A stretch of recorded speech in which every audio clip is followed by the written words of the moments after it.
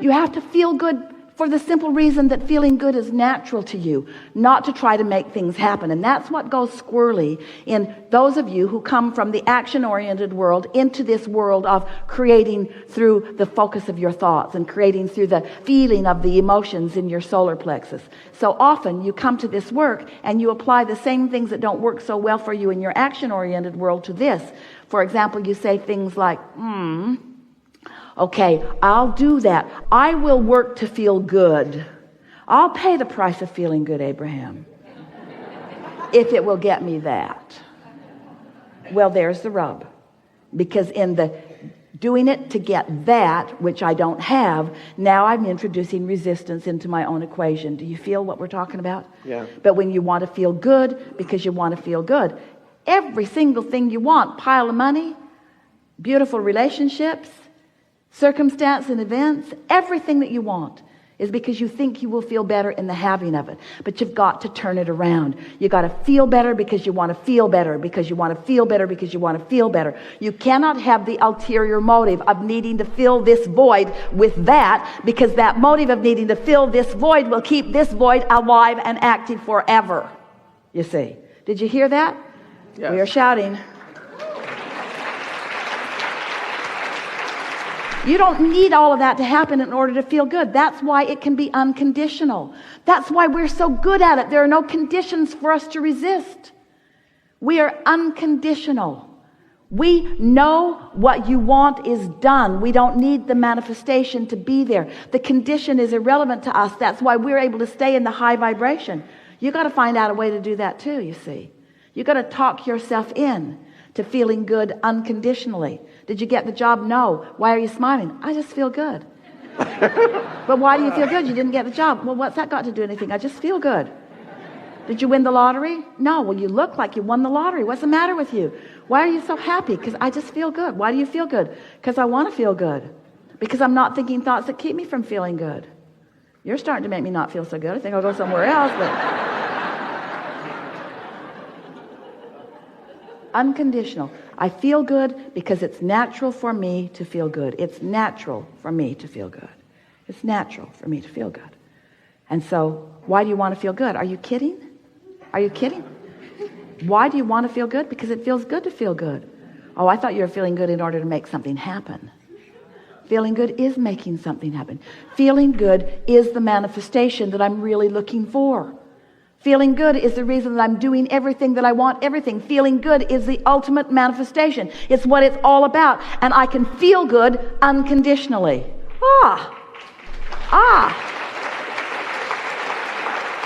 Well, how do you feel good unconditionally? By focusing upon something that's easy to feel good about. Well, isn't that a condition? By finding the feeling in something that feels good. Well, isn't that a condition? Well, I thought about money and I didn't feel good, and I thought about dancing and I felt better. That is sort of conditional, but I found something that I already had momentum going. I found something where I already felt good, where I didn't need a change in conditions to continue to feel good. Ooh, okay, so we're onto something here, aren't we? So you're standing, always reaching for more.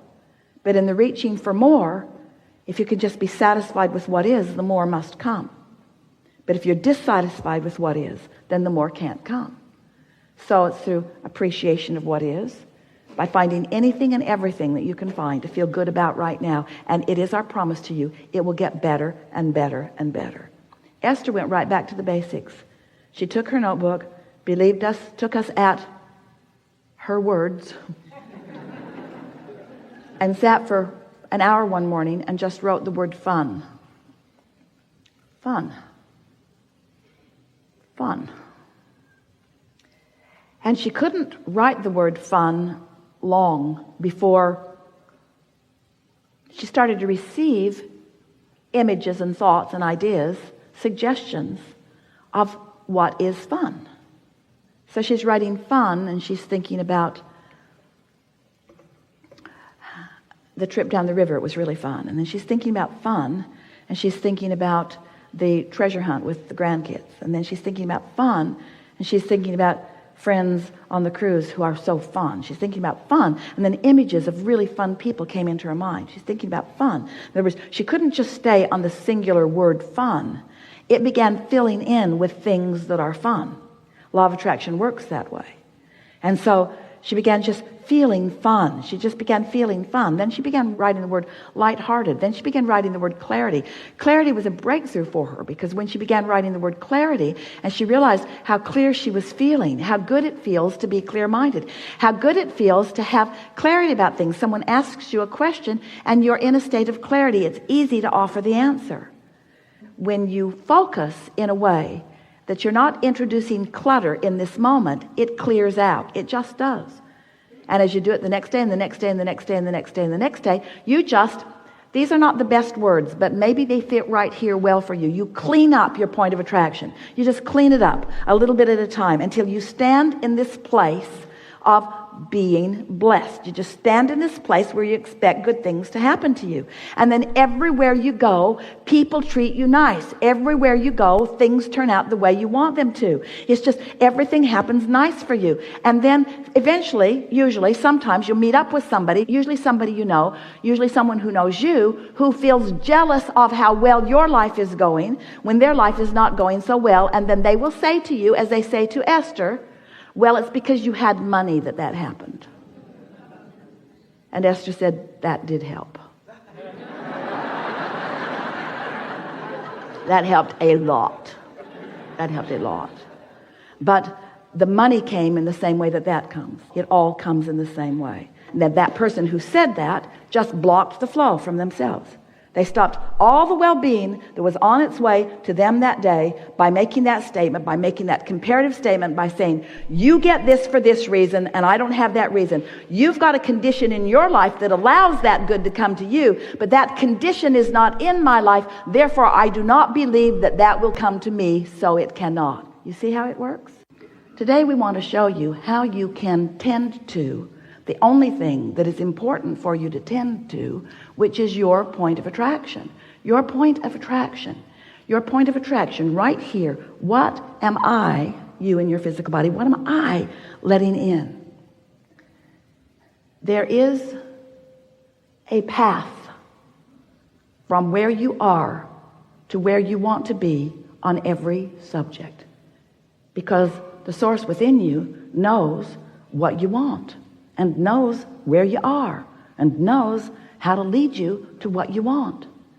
And so we call that the path of least resistance, because if you've got resistance going on, you can't see the path. In other words, if you really want something and you're trying so hard to make it happen, the very effort that you are offering is the indicator that you've got the wrong frequency going on, and you just can't see the path. You can see the path of most resistance. Work long hours. Get too tired. Try to get other people to understand what I mean. Explain until I think my head's going to explode. Need others to see it my way.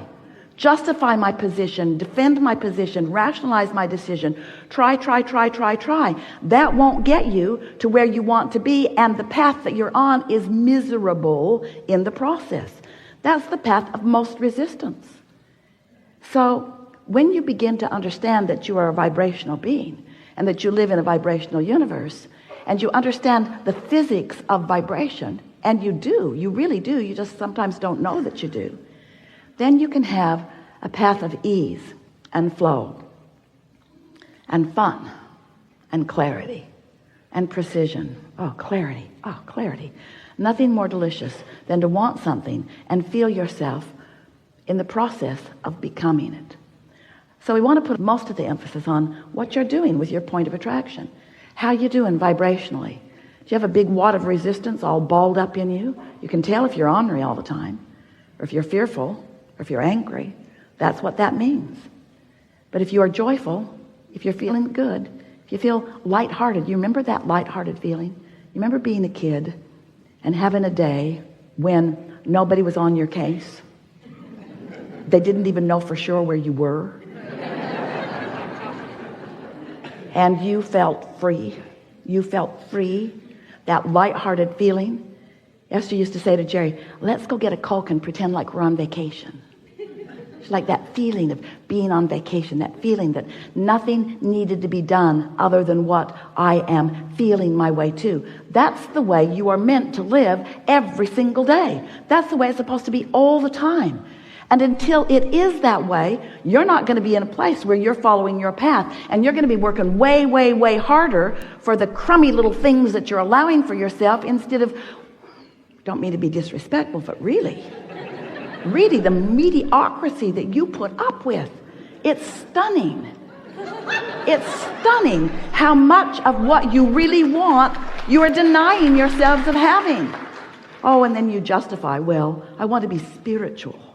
I don't want to be materialistic. And we say, then you should have stayed where we are, where nothing manifests. Just think about things. But you're here for manifestation. Manifestation is the most spiritual, perfect part of the creative process. That's why everything that you know as God and source and spirit is focused here with you, out here on the leading edge. And in fact, that is the only reason that you are ever able to ever feel negative emotion, because all this source is focused with you on this path of culmination and creation and cooperation and delicious expansion. And when you deprive yourself of that signal, you feel rotten. And then you assume you're doing something wrong or that you're being denied it. You are not ever being denied anything, but you deny yourself plenty. And the way you deny yourself plenty is by getting all screwy in your vibration. Things like, I'm not a good person. Are you kidding? I'm not a good person. I wasn't born at the right time. Or my mother, it's my mother's fault. Whether you are blaming yourself or someone else, you're holding yourself in a vibrational frequency that is not allowing you what you're wanting to come into your experience. So we're eager to visit with you today. We want to help you to understand that the laws of physics that you understand, like the law of gravity, which is consistent, you don't have to go to a school about gravity. They don't say to you in your first days in school, you know, if you don't come to this class, you could fall up. Many, many children are missing. Because the law is consistent. It works the same for everyone. And you learn to utilize the law to your advantage. And the law of attraction is such a law. It is utterly consistent. It never makes an exception, and it never makes a mistake. So you have to figure out how to work within the laws of the universe. When you give your attention to something for as little as 17 seconds, at that 17-second point, there is a momentum that is discernible as another thought like it joins it, and so forth. So the more you focus, the more momentum. But the most important thing to understand about the way momentum works is that when you are sleeping, you have a reprieve of the momentum. In other words, your beliefs are in suspension while you sleep, which means the momentum of them, the law of attraction momentum of them, is slow to non-existent depending upon how well you are sleeping. So what that means is when you awaken in the morning, you have the opportunity to reestablish, if you want to, a vibrational starting point that law of attraction will begin to respond to right away.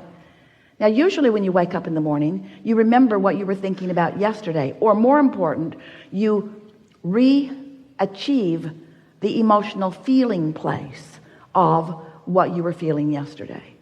It's like, oh yeah, I remember I'm not happy. Or, oh yeah, I remember I'm lonely. I'm lonely now. Or, oh yeah, I remember I'm confused. But what we want you to realize is that you don't have to be the same lonely today that you were yesterday, because that night's sleep changed the momentum. But when you wake up in the morning and you deliberately, and you do, call those same people, talk about those same things, focus in the same ways, you reactivate your vibration much as it was before, but you do not have to do that. And that is the most important thing. We want you to realize